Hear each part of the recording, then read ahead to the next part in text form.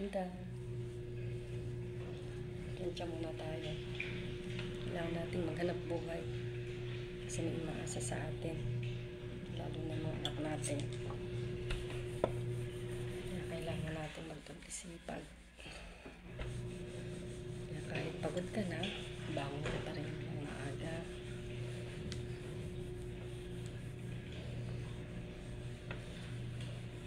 Sabi lang nga nila, masarap daw pakinggan ang buhay ako. Pero deep inside, oo, masarap. Pero pag dumating na dito, sa point na nandito ka na, pagod. Yung hindi ka makakain sa tamang oras. Makakain ka lang isang beses lang sa isang araw.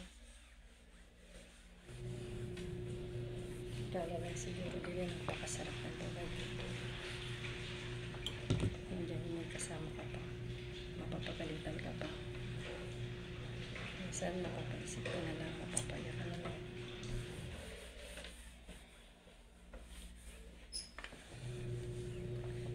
Sa loob ka ng ilang taon po, wala po kahit isang napundar. Wala. Kasi nung tumating ako dito 2013, magkano lang ang sahod ko lang. Nasa ano lang, 12,000 lang sa atin sa Pinas. 1,000 lang dito. Maliit pang palitan. Kaya sobrang hirap. Mahirap.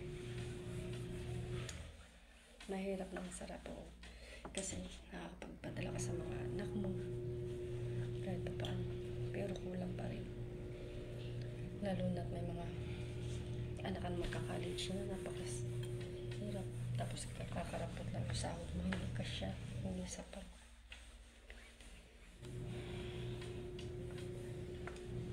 Kaya masabi ko sa mga anak mo, hanggat nandito ako, mag-aral kayo. Huwag mong sayangin. Dahil yun lang yung napamamana ko sa kanila. Yun lang ako yung napamamana ko sa inyo. Kasi ako hindi pa ako nakatapos ng second year high school. Kasi lang yung matigas ang ulo. Hindi ako nakunik sa mga magulang ko. Kaya ito ako. Isang katulong dito sa Saudi. Sa mundo ng mga Arabo.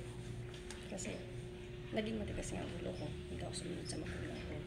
Pinag-aaral nila ako. Pero hindi ko sila pinakinggan. Kahit alam ko, para sa akin din naman yun. Pero